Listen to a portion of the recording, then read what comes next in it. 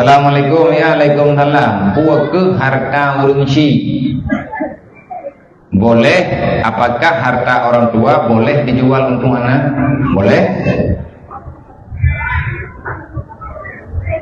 Manjir tak pulau kana. Pakai anjir mak. Yang kau tekana 5 pulau daripada 10 juga. Mang gimana cara tak pulau gaji? Ini kena hak ibayah, kena hak bak mai. Nya, ada kamati gendru. Mai mata udip, iya mata udip.